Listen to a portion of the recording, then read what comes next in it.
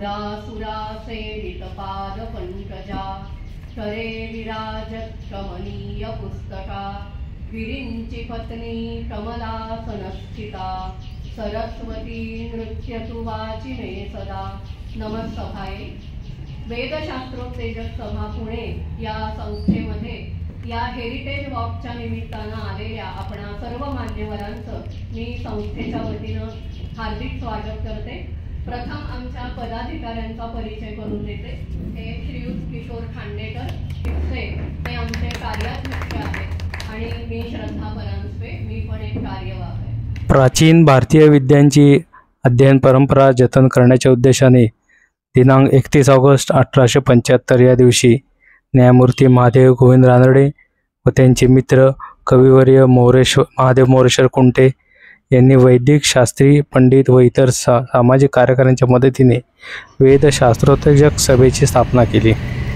आज त्याबद्दल Maharashtra times, HV Desai व BVG इंडिया यांच्यातर्फे हेरिटेज वॉक घेण्यात आला. त्याची माहिती श्रीमती श्रद्धा परांजपे व त्यांच्या सहकाऱ्यांनी सर्वांसमोर प्रस्तुत केली. त्याची काही क्षणचित्र. यज्ञ कसे करतात, यज्ञाची भांडी कुठली असतात, वेद काय आहेत, ही सर्व माहिती त्यांनी सांगितली.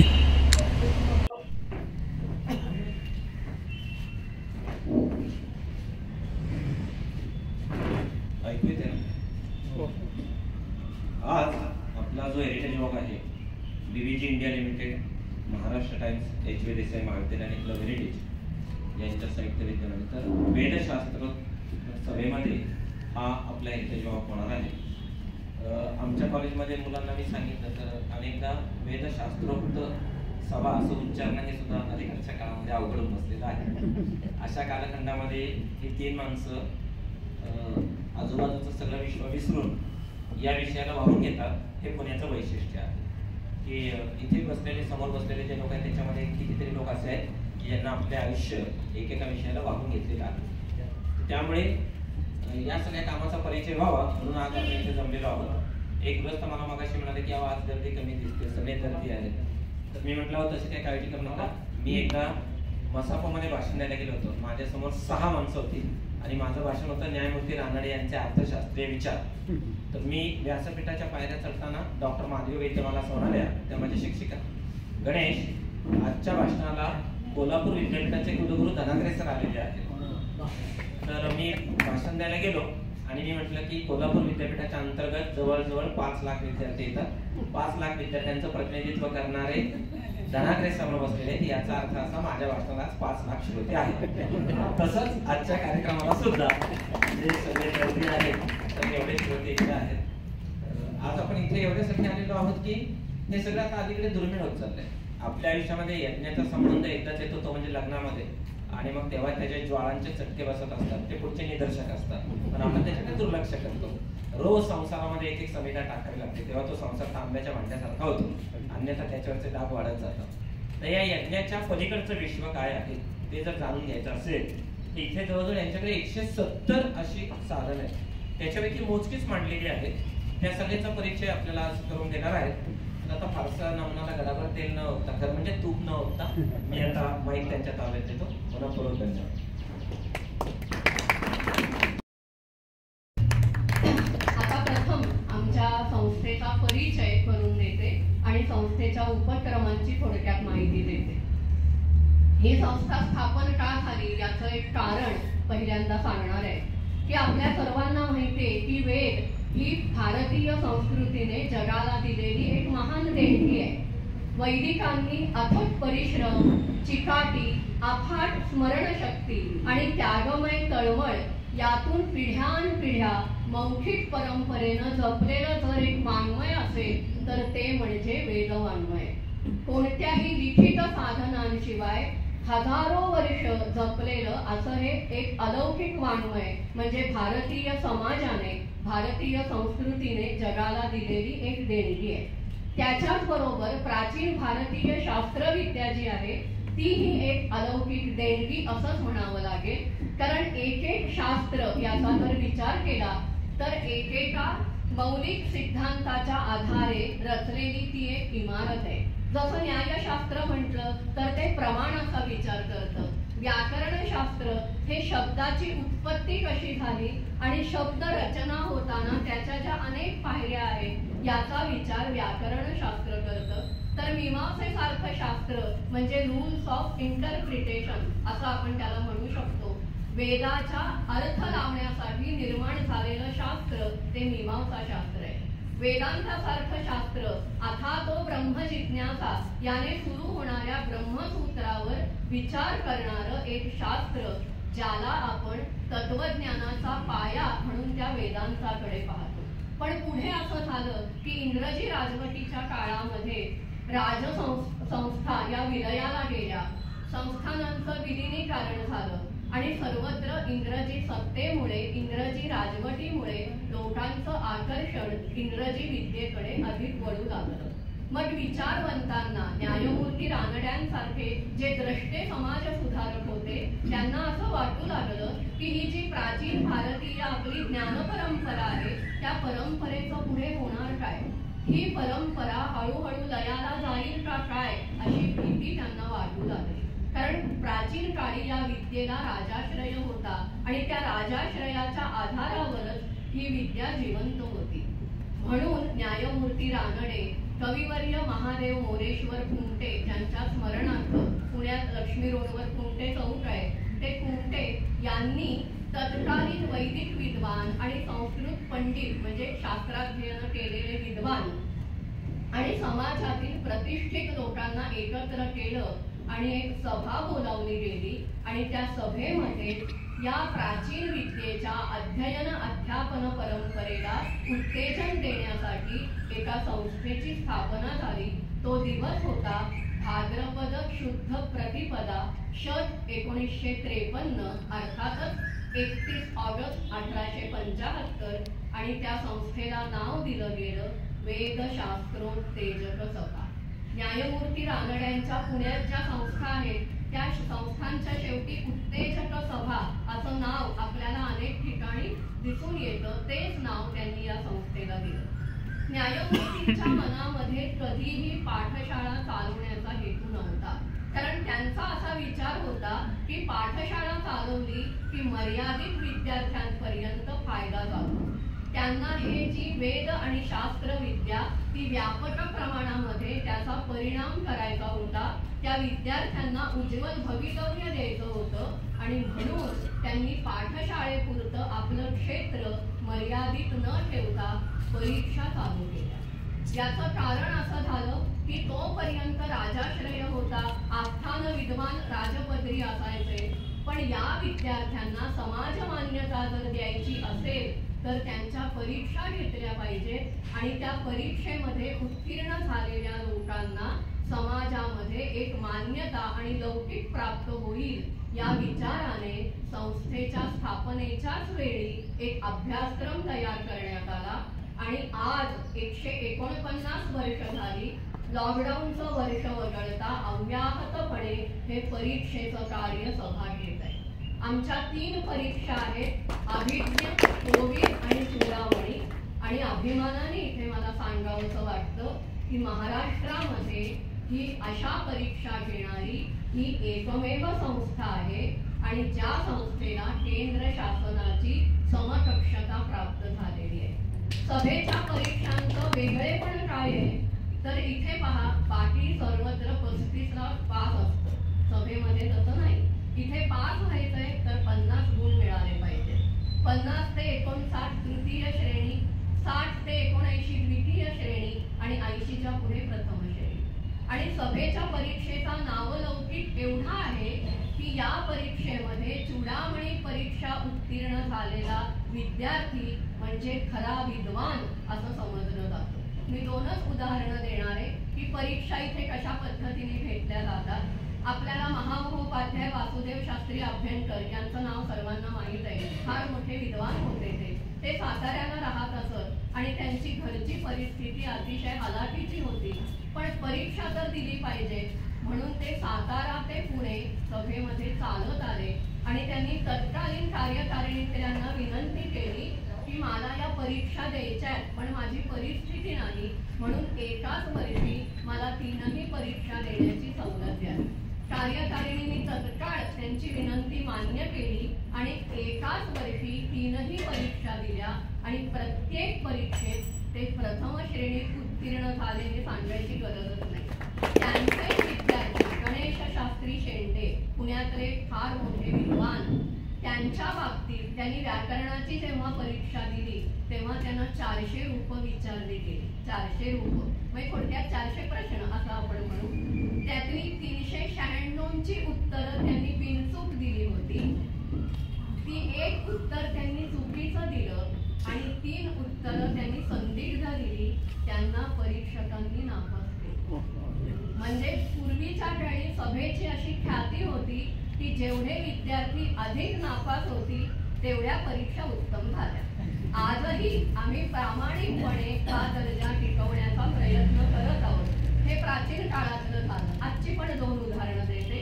एक नैयायिक, महाराष्ट्रातले ख्यातकीर्त नैयायिक पंडित देवदत्त पाटील, ते पूर्वी पुण्यातच होते, आता गोव्यात असतात. त्यांची जेव्हा परीक्षा झाली न्यायाची, तोंडी परीक्षा 25 मार्काची, दक्षिणेतनं विद्वान परीक्षक आलेले होते. 25 मार्काची तोंडी परीक्षा केवळ 3.5 तास चालू होती.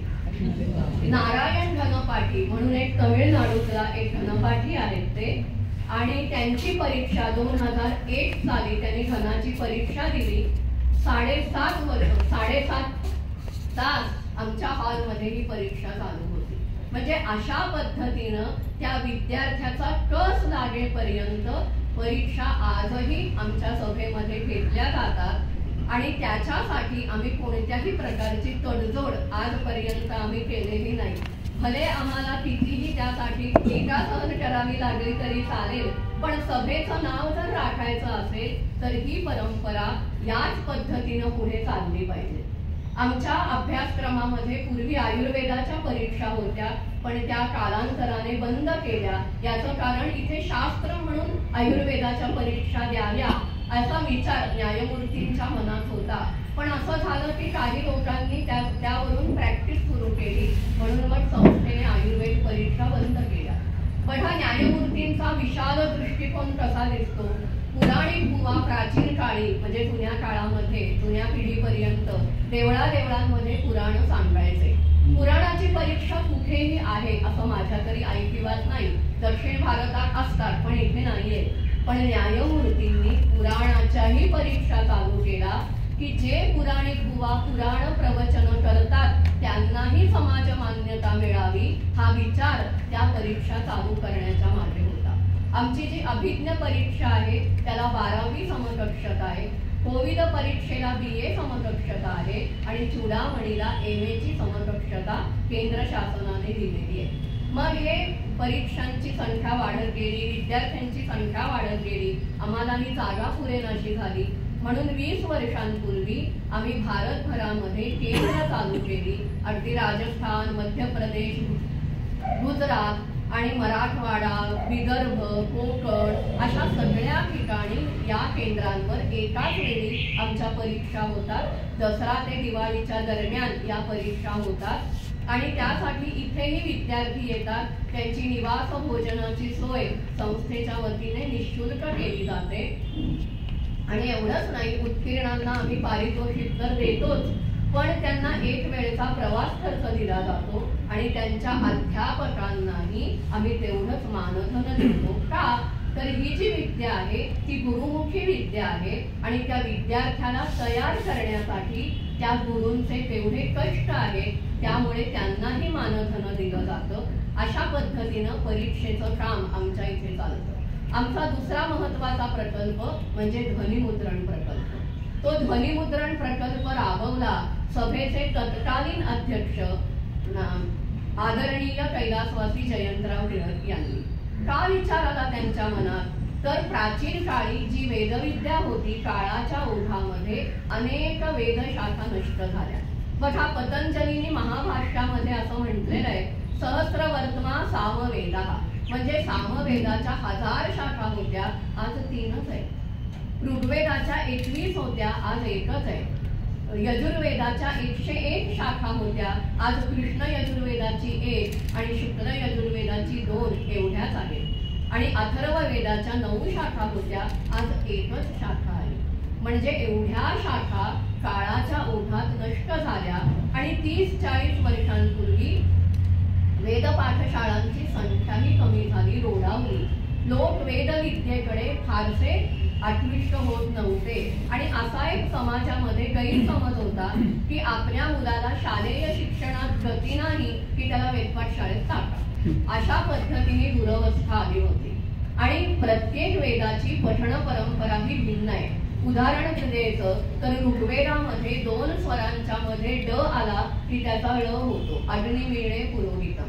पण हाच ळ यजुर्वेदात दिसत नाही, तिथे इडे असंच रूप राहतं.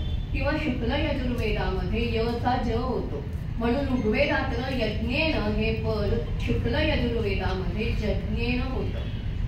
किंवा शुक्ल यजुर्वेदामध्ये श याचा थ होतो. ज्ञानेश्वरांनी पसायदानात जे लिहिलंय, भजी जो आदि पुरुषी अखंडित, ते पुरुषी जे आहे ना ते शुक्ल यजुर्वेदाचा प्रभाव आहे. त्यामुळे तिथे पुरुषहा पुरुषहा असं होतं. मग एकदा का एखाद्या वेदाची पठण परंपरा लुप्त झाली तर सीडी ग्रंथ यांच्या माध्यमातून तिचं पुनरुज्जीवन करणं कदापिही शक्य नाही.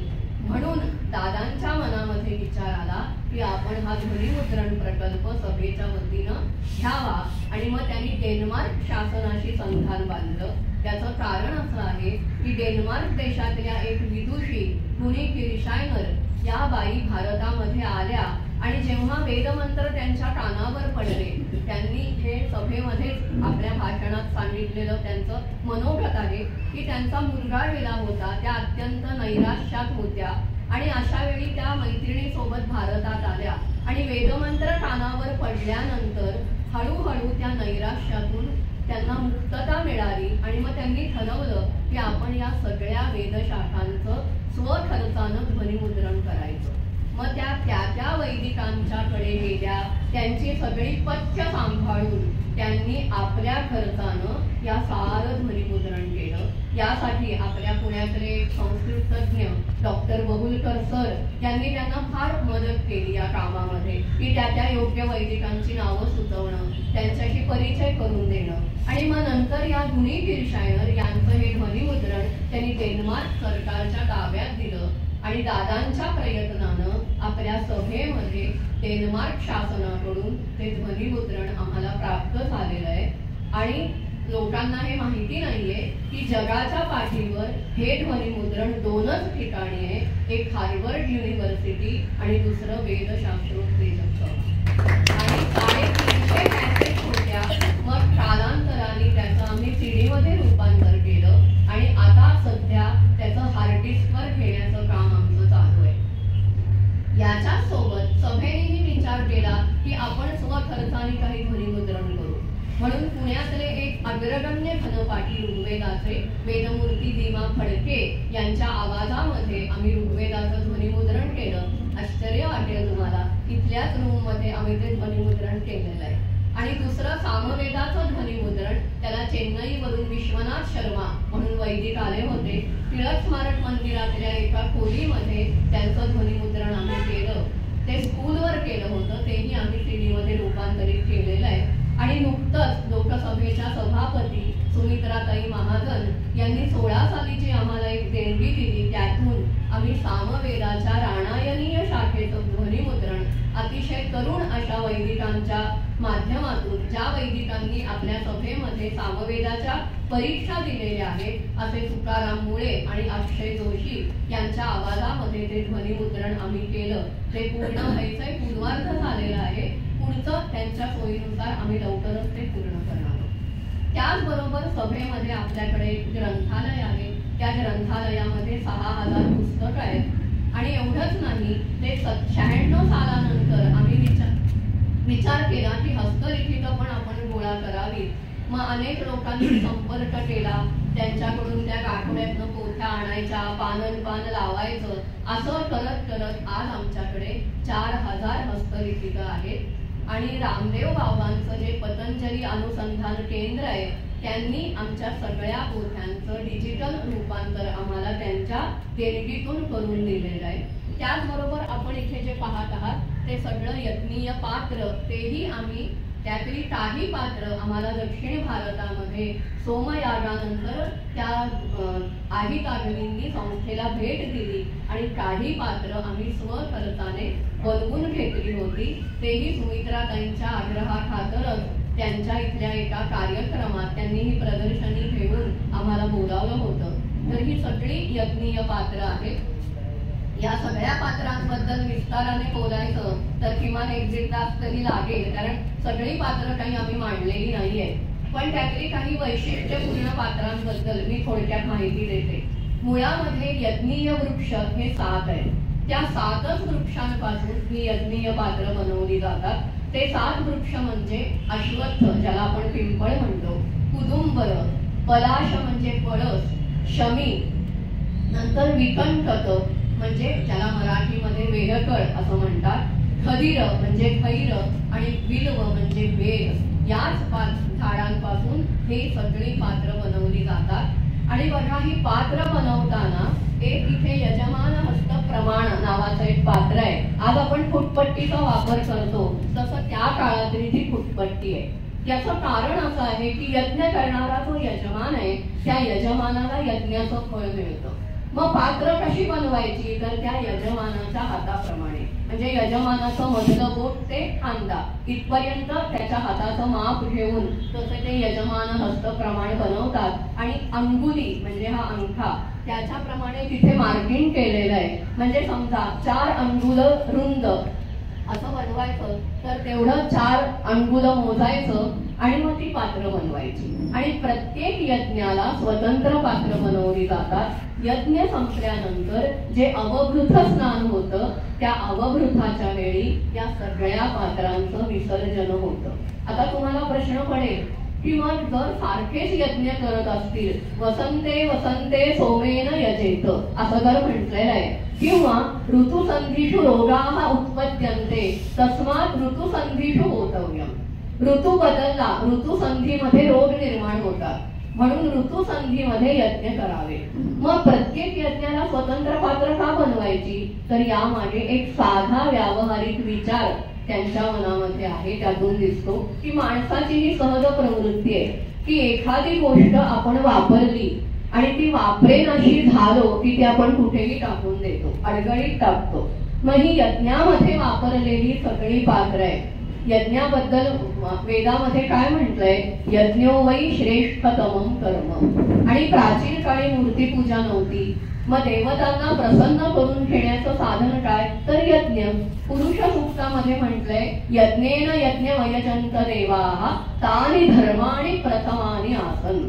मग यज्ञातूनच त्या देवतेला संतुष्ट केलं जातं. म्हणजे एका पवित्र गोष्टीसाठी वापरलेली ही पात्र आहेत. त्याची अवहेलना विटंबना होऊ नये म्हणून यज्ञ झाल्या ती अवभृत स्नानाच्या वेळी ही सगळी पात्र विसर्जित केली जातात. आता बघा, इथे 3 पळ्या तुम्हाला दिसतील. त्या पळ्यांबद्दल एक सांगते की व्यावहारिकता म्हणजे आज आपण ज्याला मॅनेजमेंट म्हणतो, व्यवस्थापन शास्त्र, हे त्या यज्ञ संस्थेमध्ये आपल्याला पदोपदी दिसतं. आता जुहू, उपभृत, ध्रुवा अशा 3 पळ्या आहेत. या 3 पळ्यांचा विशेष काय, यांचा आकार एकसारखा आहे, लांबी रुंदी सारखी आहे, खोली पण सारखीच आहे. मग या 3 पळ्या का बनवल्या त्यांनी, त्या प्रत्येकाचं वेगळेपणा आहे, यज्ञातला वापर वेगळा आहे. त्यातली जी जुहू आहे ती पालाश म्हणजे पलाश वृक्षापासून बनवायची. पालाशी जुहू म्हणजे पळसापासून बनवली जाते ती जुहू. कशासाठी वापरतात, हूयते अनया इति जुहू, जिच्या सहाय्याने आहुती दिली जाते तिला जुहू म्हणतात. म्हणजे याचाच अर्थ ती आहुती व्यतिरिक्त इतरत्र वापरायची नाही. मग उपभृत ही दुसरी पळी आहे. ती कशासाठी आहे तर उपसर्ग आणि भ्रू धातू त्याचा अर्थ आधार देणे. जेव्हा तो अध्वर्यू यज्ञामध्ये मंत्र म्हणतो, तो मंत्र म्हणेपर्यंत डाव्या हातात उपभृत आणि वरती जुहू असं त्यांनी धरलेलं असतं. मंत्र म्हणून झाल्यानंतर उजव्या हातात जुहू घेऊन ती आहुती दिली जाते. मग ध्रुवा ही काय आहे, आपल्याला ध्रुव त्याला माहितीये, आढळ कधीही हालत नाही तो. तर ही ध्रुवा नावाची जी फळी आहे ती यज्ञामध्ये सगळी पात्र पहिल्यांदा मांडली जातात. त्यात ही ध्रुवा मांडली जाते. ती ध्रुवा तिथून हलवायची नाही. त्याच्यामध्ये आज्य म्हणजे पातळ केलेलं तूप त्या ध्रुवेमध्ये साठवायचं आणि आपल्याला जेवढं पाहिजे तेवढं त्या स्रुवा नावाचा एक थोडक्यात आपण म्हणू आजच्या परिभाषेत चमचा त्या स्रुवेमधून जुहूमध्ये घेऊन मग राहुटी देतात. मग या ध्रुवेचा वापर काय आहे, कशाला त्यांनी ही वेगळी पळी बनवली, त्याच्या मागे पण एक व्यवस्थापन आहे. या ज्या पळ्या आहेत त्यांचा सतत अग्नीशी संपर्क येतो. अग्नीशी संपर्क येताना जर त्या जळाल्या, त्या तुटल्या तर यज्ञ थांबता येईल का? नाही. यज्ञाला वितान असं नाव आहे. वि उपसर्ग तन धातू, त्याचा अर्थ विस्तार करणे. म्हणजे एकदा का यज्ञ चालू झाला की तो मध्ये थांबवायचा नाही. एवढंच नाही, यज्ञ चालू झाल्यानंतर यजमान पत्नी आणि सगळे ऋत्वी जे आहेत त्यांनी मौन पाळायचंय. मंत्रा व्यतिरिक्त बाकी कुठलाही विचार किंवा बाकी कुठलंही बोलायचं पण नाही शब्द, असा खरा नियम आहे. बरोबर आहे, याचा विचार थोडा मानसिक आहे. आपण इतर बडबड केली की आपलं लक्ष विचलित होतं. आणि श्रौत यज्ञ हे कंटिन्यू सतत चालणारी प्रक्रिया आहे. 16 ऋत्विज सोमयागामध्ये भाग घेतात. त्या एकमेकांच्या संवादातून हे सगळं यज्ञतंत्र पुढे जातं.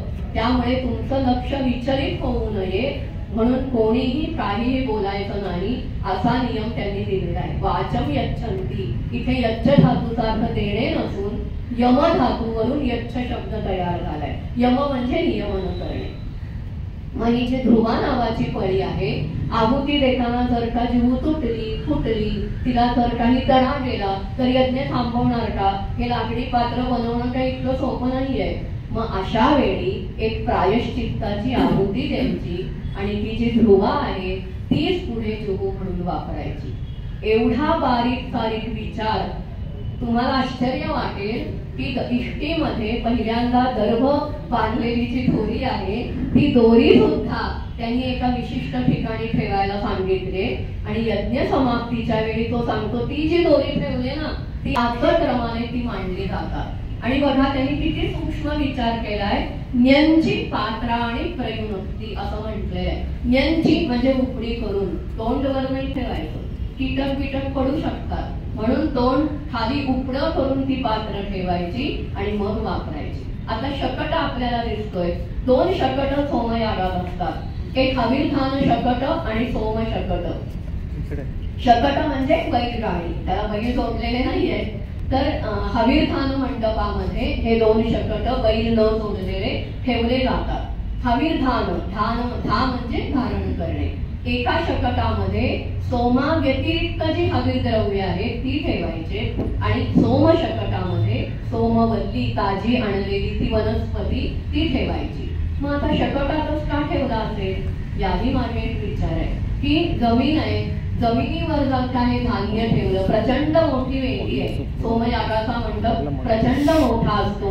इकडून तिकडून हवीर द्रव्य नेलं जात असतं, पाणी नेतात, दूध नेतात. अशा वेळी जमिनीवर जर धान्य ठेवलं आणि सोमयाग हा किमान 12 दिवस वर्षापर्यंत चालणारे यज्ञ आहे. मग जमिनीवर जर धान्य ठेवलं तर किडा मुंगी लागेल. जागा येताना हवीर द्रव्य सांडलं, पाणी सांडलं तर ते ओलं होईल. या सगळ्यापासून त्यांचं संरक्षण करावं म्हणून शकटामध्ये ही हवीरधान शकटामध्ये हवीर द्रव्य आणि सोम शकटामध्ये सोमवल्ली ठेवलेली आपल्याला दिसते. आता ही जी सगळी यज्ञीय पात्र, एकूण जर यज्ञ संस्थेचा आपण विचार केला, दुर्दैवाने पुढे असं होत गेलं की या कर्माच्या मागचा विचार जे काही तत्वज्ञान होतं ते लुप्त होत गेलं आणि लोकांना असं वाटू लागलं की हे कर्मकांड म्हणजे त्याज्य आहे. पण खरं तर त्याच्या मागे एक व्यवस्थापन शास्त्र आहे. आणि वेदांनी, संहिता आणि ब्राह्मण ग्रंथांनी कर्माचं प्रतिपादन केलं.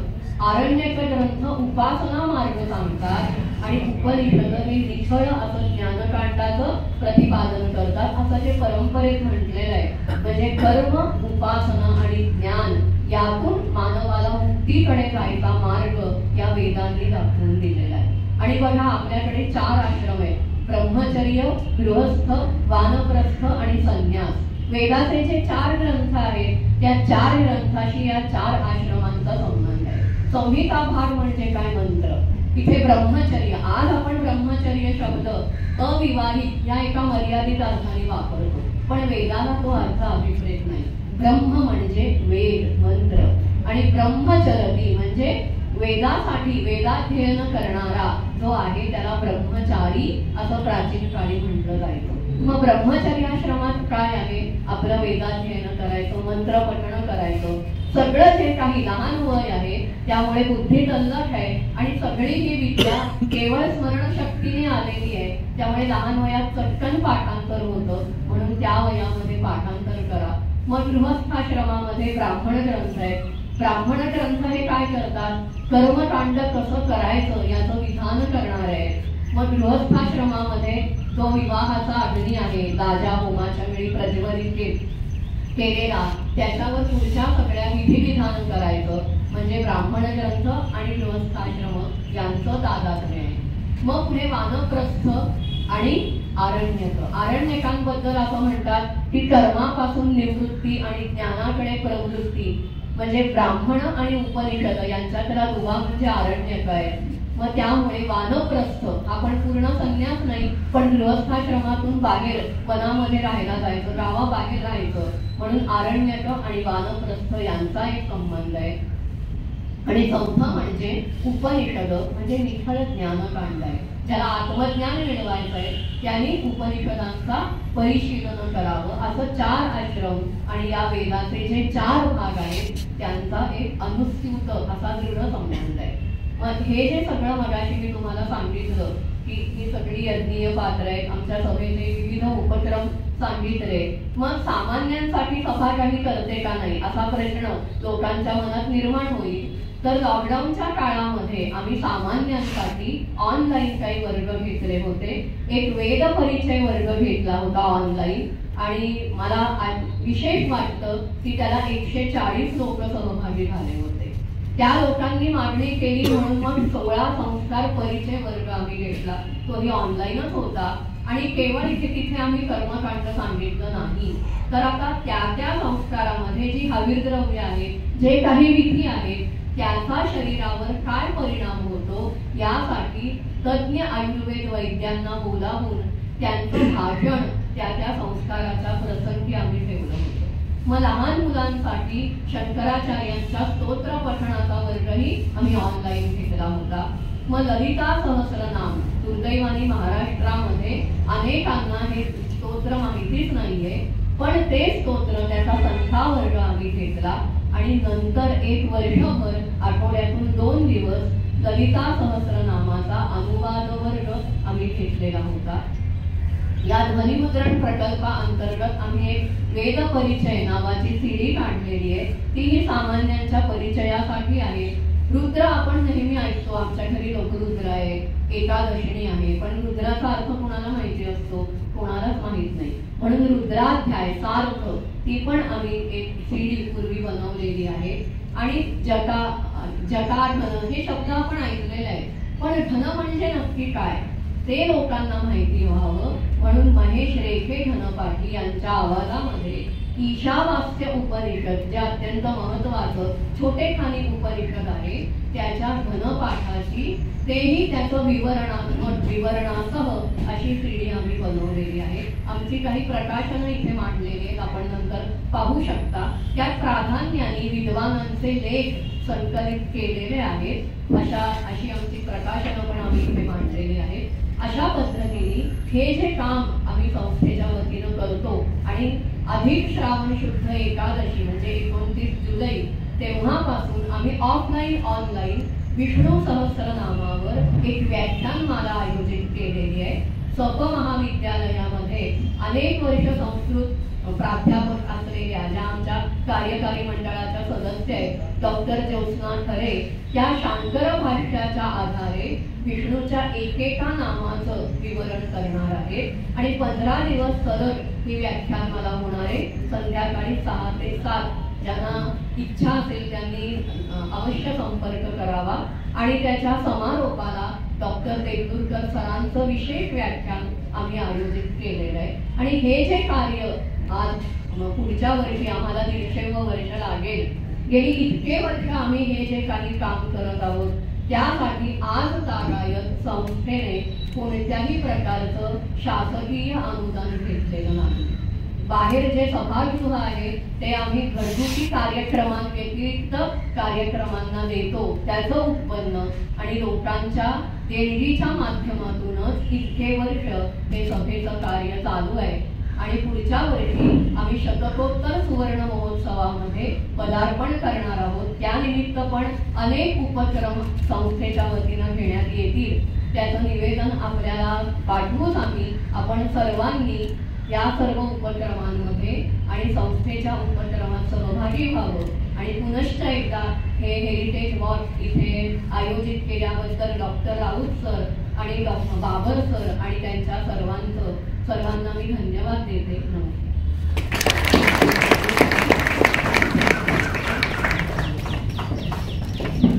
अजून एक सांगायचं राहिलं, खांडेकर सरांनी आठवण करून दिली. गेले वर्ष झालं आमच्या संस्थेमध्ये दरमहा, आपल्याला समोर इथे होमकुंड दिसत आहे, आम्ही दरमहा एक मासिक अनुष्ठान करतो की संस्थेच्या आवारामध्ये काही ना काहीतरी अनुष्ठान व्हावं या हेतून महिन्यातून एक दिवस सकाळी 2 तास ते अनुष्ठान केलं जातं.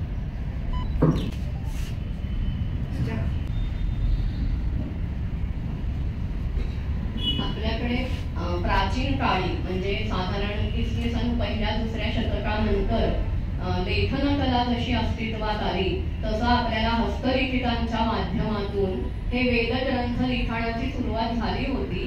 पण ऋग्वेदाची पहिली आवृत्ती छापली ती मॅक्सिमम, म्हणजे परदेशामध्ये ती छापली गेली, नंतर भारतामध्ये पुढे त्याचं हे होत नाही.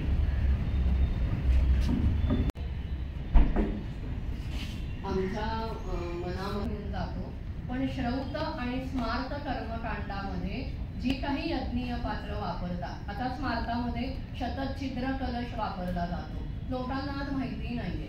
एवढंच काय, मुंज म्हणजे मौंजी बंधन जे म्हणतो, ती मुंज गवताची दोरी, ते मुंज गवत आणि आज कोणाला माहिती नसतं. तर अशा सगळ्या गोष्टींचं एक म्युझियम बनवायचं आमचा संकल्प आहे. त्यामुळे आपण जर संपर्क केलात आणि आम्हाला म्युझियममध्ये आम्ही ते नक्की त्याचा वापर करू आणि आपल्या नावाने आम्ही त्याचा उल्लेख करून नक्की ठेवू. त्याचबरोबर कोणाकडे जर काही पुस्तकं असतील वेद आणि संस्कृतशी निगडीत किंवा जुन्या पोथ्या जर असतील, हस्तलिखित मला म्हणायचं आहे, छापील पोथ्या नाही, तर तेही आम्ही संस्थेला देणगी म्हणून स्वीकारतो.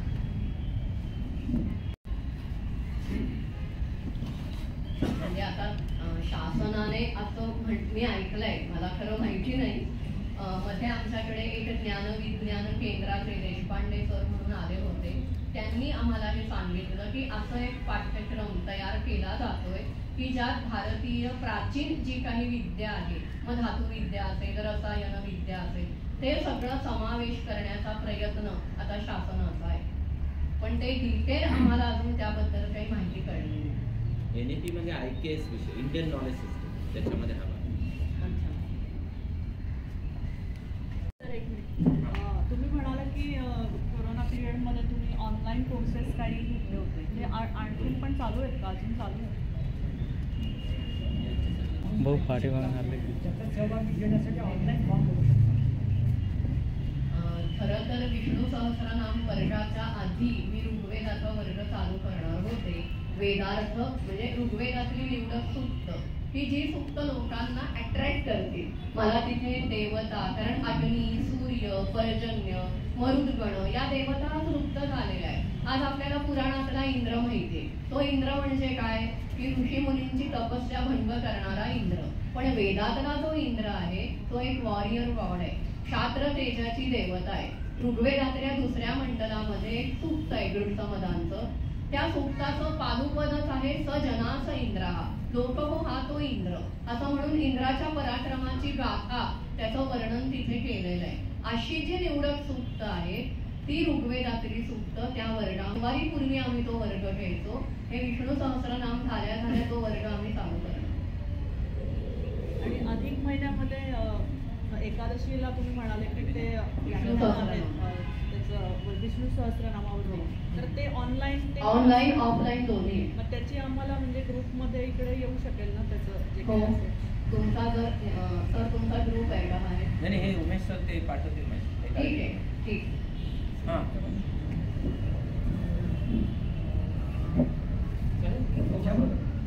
माझ्या मनामध्ये एक असा प्रश्न आहे की आपल्याकडे आपण बरेच वेळेला किंवा आता आपल्याला समाजामध्ये पण दिसते की साधारणपणे आपली भाषा मराठी सुद्धा आजकाल कोणी एवढं फारसं बोलत नाही, तर संस्कृत साधारण हे सगळ्या गोष्टी चालतात. तर तुम्ही हे जे काय सगळं कार्यक्रम ठेवले तर मला पहिली तर म्हणतं राऊत सरांमुळे आम्ही इथे हे करणार आहे ते करणार आहे, की असे माझे पण काय मित्र आहेत की मी ज्यांना सांगतो अरे या तुम्ही हे बघा हे बघा, तर ते काय प्रत्येकजण येतोच असं नाही, पण ह्याच्या प्रचार आणि प्रसारासाठी कारण आजकाल तुम्ही कुठलंही पाहिलं तर इतकं हेवी मार्केटिंग असतं कुठल्याही गोष्टीचं की तुम्हाला ते सारखं गेलं की कोलगेट तसं आपलं काही असं शकतं का की सहज एखादा वाटतं अरे बघू रे काय तरी, तर ह्याच्यावर काही आपलं काही आहे का मार्केटिंग किंवा ह्याच्यावर?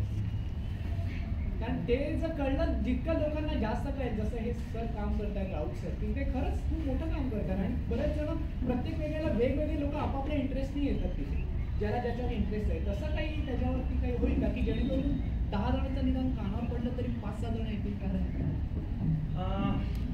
आपल्याकडे आपण वेदसभा असं यूट्यूबवर आपले काही कार्यक्रम रेकॉर्ड झालेले आहेत ते आपण लोक ऐकू शकतात. फेसबुक पेजवर आपण देतो.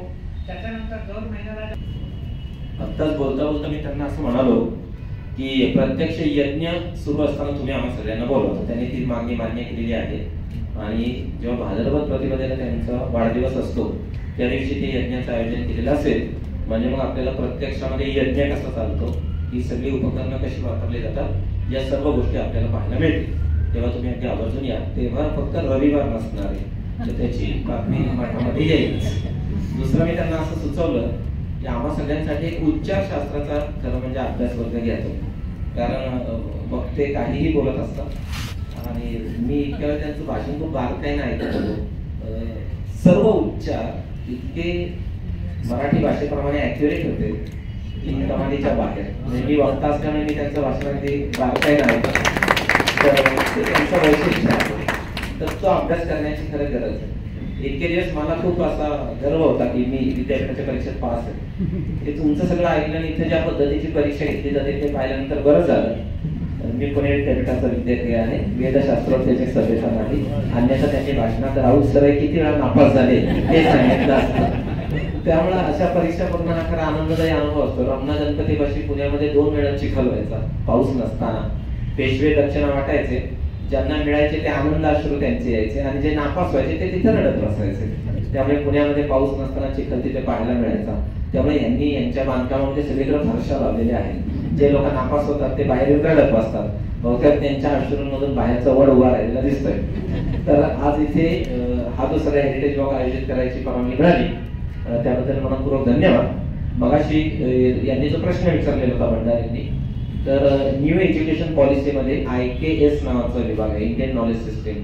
तर मी आता संस्थेला असं सुचवू इच्छितो, तुम्ही जर 15 तास, 30 तास, 45 तास किंवा 60 तास असे जर कोर्सेस केले, 1 क्रेडिट, 2 क्रेडिट, 3 क्रेडिट आणि 4 क्रेडिटचे, तर अख्खा महाराष्ट्र, अख्खा भारत या उपक्रमाशी जोडला जाईल.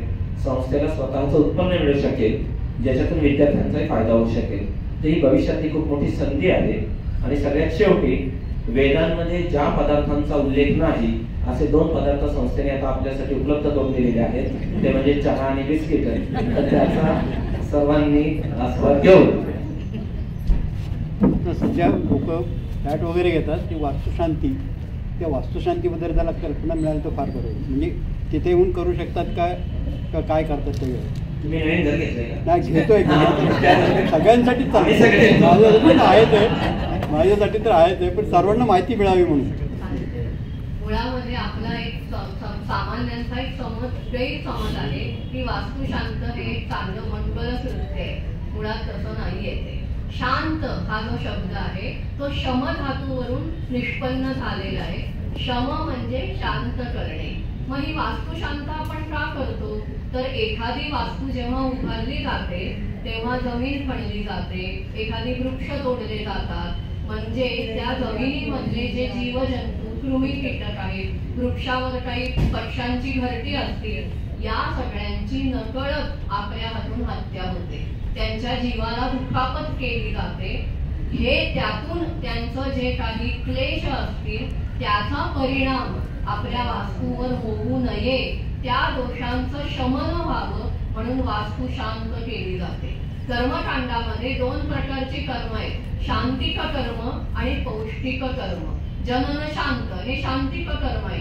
जन्म नक्षत्र आश्लेषासारखं आहे एखादं, तर त्याचे दोष त्या मुलाच्या त्या मुलीच्या प्रगतीमध्ये त्याचा अडसर येऊ नये म्हणून ती शांत करतात. मग त्याला शांतिक म्हणजे दोष शमनासाठी केलेलं कर्म ते शांतिक कर्म आहे. मग पौष्टिक कर्म कोणती? तर रुद्र स्वाहाकार आहे, गणेश याग आहे. ही जी सगळी कर्म आहेत ती पौष्टिक आहे. तिथे दोषांचं निवारण नाही, तुमची समृद्धी व्हावी, भरभराट व्हावी यासाठी पुष्टी म्हणजे सुख समृद्धी याच्यासाठी केली जाणारी कर्म ती पौष्टिक आहे. आणि शांतिक कर्मामध्ये ती वास्तू शांत येते आणि ती मात्र आपल्या घरातच केली पाहिजे हे नक्की, कारण त्या वास्तूतले दोष जाण्यासाठी करायची ती शांत आहे. धन्यवाद. तर तुम्ही तुमच्या भाषणाच्या सुरुवातीला सांगितलं की जेव्हा रानडेंनी ही संस्था स्थापन केली होती तेव्हा त्यांचे ज्ञानदान हा त्यांचा मुख्य हेतू नव्हता, पाठशाला हा, आणि परीक्षा घेणे हा त्यांचा मुख्य हेतू होता. परंतु आता काळानुसार तुम्ही जसं लॉकडाऊनच्या काळामध्ये काही वर्ग सुरू केले किंवा आत्ता सरांनी सुद्धा न्यू एज्युकेशन पॉलिसी या अर्थाने काही गोष्टी सांगितल्या, तर मला असं वाटतं की त्या काळामध्ये विद्यार्थ्यांना सहज पाठशाला भरपूर अवेलेबल होत्या. परंतु आजच्या काळात तुम्ही जे काही आत्ता एक 5-10 मिनिटात इतक्या नवीन गोष्टी आम्हाला सांगितल्या त्याच्यावरून असं लक्षात येतं तुमची सूचना अगदी ग्राह्य आहे, पण पाठशाळा म्हटलं की त्याला खूप मर्यादा येतात. म्हणजे तिथे त्यांच्या शिस्तीमध्ये फक्त वेद पठण शिकवलं जातं. माझं वैयक्तिक मत विचाराल तर पठणापेक्षा मी अर्थज्ञानाला अधिक प्राधान्य देते. त्याच्यासाठी म्हणजे मगाशी ज्या वर्गांचा मी उल्लेख केला तसे वर्ग आम्ही याही पुढे घेऊ शकतो. पूर्वी आम्ही एक मेघदूत वर्ग घेतला होता, ज्योत्स्ना मॅडम शिकवायच्या. सुभाषित, संस्कृत भाषेतील सुभाषित, माझे मिस्टर तो आता नाहीये, त्यांनी तो वर्ग घेतला होता. मग स्वप्न वासव दत्त हे नाटक ते ज्योत्स्ना मॅडमनी शिकवलं. असे छोटे छोटे वर्ग आमचे चालू होते. तुमच्या सर्वांची इच्छा असेल तर आपण जरूर पुन्हा एकदा दुसरा वेद परिचय वर्ग नक्की घेऊ. काही विघातक विचारांचे लोक विश्व हॉटेलकडे वळाले होते कोणी एकेकाळी, त्याच्यातून पुस्तकं तयार झाली. मला असं वाटतं तो रस्ता सोडला पाहिजे आणि सरस मैदानाच्या दिशेने जाणारा विधायक मार्ग, कारण शेवटी क्रीडांगणावरती जाणारा मार्ग आणि तर विधायकच असतो. तर तशी पावलं एकदा वळली तर आजच्या कार्यक्रमासाठी याचसाठी केला होता अट्टाहास. धन्यवाद.